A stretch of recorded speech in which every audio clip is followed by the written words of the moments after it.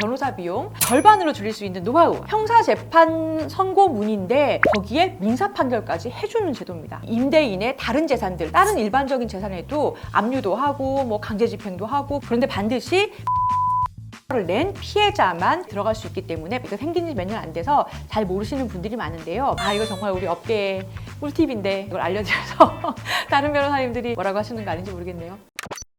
안녕하세요. 법대로 하시죠. 형사조수진의 조수진 변호사입니다. 전세 사기, 요새 특히나 젊은 분들, 신혼부부분들이 너무 많은 피해와 고통을 당하고 있으세요. 상담을 참 많이 오시거든요. 그런데 오시면 하나같이 하시는 말씀이 변호사님 돈이 없어요. 제가 지금 전세 사기 당해서 이것도 마음도 너무 힘든데 뭐부터 할까요? 이렇게 얘기를 하시거든요. 그래서 오늘은 변호사 비용 절반으로 줄일 수 있는 노하우 알려드리려고 합니다. 한마디로 무슨 얘기냐면 민사소송을 하지 않아도 형사고소만으로도 민사소송 같은 효과를 내는 방법이 있다, 이 부분입니다. 두 가지를 알려드릴 건데요. 형사고소는 처벌만 하는 거라면서요. 임대인이 벌금 받든가 집행유예나 실형 사는 거지, 어차피 내가 돈을 받으려면 민사재판을 내서 보증금 돌려줘라 라는 법원 판결이 있어야 이 사람 재산에 이렇게 뭐 압류를 하던가 뭐 부동산을 팔 수 있는 거라면서요. 이론적으로는 맞는 말입니다. 그런데 형사 절차 안에서도 딱 그 여러분들 같은 피해자들을 위해서 돈을 받아낼 수 있는 절차를 두 개를 두고 있거든요. 첫째, 형사배상명령 제도입니다. 이게 뭐냐면요, 기소가 되잖아요. 그러면 임대인이 사기죄로 재판을 받을 거 아닙니까?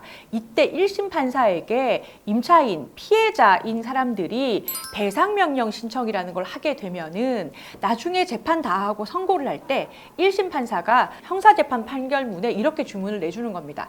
1항, 피고인 김철수를 징역 1년에 처한다. 2항, 피고인 김철수는 임차인 조수진에게 1억 원을 배상하라. 이렇게 형사재판 선고문인데 거기에 민사 판결까지 해주는 제도입니다. 진짜 신통방통하죠. 그래서 이 판결이 확정이 되고 나면 이 형사 판결문을 들고서도 임대인의 다른 재산들, 내가 지금 새들어 살고 있는 그 집 말고 다른 일반적인 재산에도 압류도 하고 뭐 강제집행도 하고 부동산 경매도 할 수 있게 하는 집행권원으로 쓰실 수 있는 거예요. 그런데 반드시 배상명령 신청서를 낸 피해자만 거기에 들어갈 수 있기 때문에 반드시 잘 알고 활용하실 필요가 있습니다. 자, 두 번째로 활용하실 제도는요, 기소되기 전에 검찰 단계 있잖아요. 이때 검찰 형사조정위원회 제도입니다. 사건이 재판으로 넘어가기 전에 검찰 단계에서 조정 절차가 생겼어요. 이거 생긴 지 몇 년 안 돼서 잘 모르시는 분들이 많은데요. 검찰청 안에 조정위원이라는 사람들, 저 같은 변호사도 될 수 있고 교수도 될 수 있고 이런 사람들이 조정위원으로 풀이 형성이 돼 있어서 피해자로서 조정신청서라는 걸 신청서를 넣으면 검찰에서 전화가 와요. 그래서 몇 월 며칠 날 조정을 잡기로 했으니까 한번 나와 보십시오. 그래서 가시면 어떻게 되냐면 조정위원이 앉아 있고요. 양옆에 임대인 측 대리인 또는 임대인, 그리고 임차인 측 대리인 또는 임차인 본인이 앉아가지고 이 조정위원이 협상을 붙여줍니다. 지난번에 제가 다른 사건으로 한번 조정위원회에 갔더니 그 조정위원 분들이 보증금 1억을 지금 한꺼번에 다 갚기 힘드시면 8천만 원 집주인이 지금 바로 주시고요. 2천만 원은 한 달 내로 갚겠다고 각서를 쓰세요. 그리고 임차인분은 한 달 뒤에 그 2천만 원 받으신 다음에 고소 취하하는 걸로 하고, 검사님한테는 내가 한 달 동안만 좀 홀딩해달라, 기소하지 말아달라라고 지금 조정 결과서를 넣겠습니다. 이렇게 얘기하셔서 실제로 조정이 성립이 됐습니다. 이렇게 할 수 있다면 형사 고소만 가지고도 민사재판까지 하지 않아도 실제 민사재판을 한 것하고 똑같은 효과가 나죠. 특히 검찰에 있는 조정위원회 제도는 제가 아까 말씀드린 것처럼 민사재판은 1억 원을 지금 주든가 말든가 둘 중에 하나밖에 없어요. 근데 조정이라는 것은 다양한 형태로 10회에 나눠서 분할을 납부한다. 그 대신에 보증인을 누구누구가 세우고 그 사람 집에 담보를 잡는다라든가 여러 가지로 무정형으로 조정을 할 수가 있어요. 그렇기 때문에 임대인도 거기에 응할 수가 있는 겁니다. 자기도 기소가 돼서 이게 실형을 살 수도 있고 구속을 당할 수도 있다는 심리적인 압박이 크잖아요. 그래서 활용해 보실 만한 제도입니다. 자, 그러면 최종 결론입니다. 그러면 어떻게 진행하는 게 좋을까요? 일단은 변호사 상담을 받으셔야죠. 사기가 돼야지 이게 다 말이 가능한 거니까. 만약에 이게 그냥 일반적으로 전세 보증금을 못 받은 민사일 뿐만 아니라 전세 사기도 됩니다라고 결정을 받으셨다면 형사 사기 고소대리 계약을 하시면서 이렇게 얘기를 한번 해보세요. 변호사님, 검찰로 갔을 때는 검찰에 조정 신청 한번 넣어주시고요.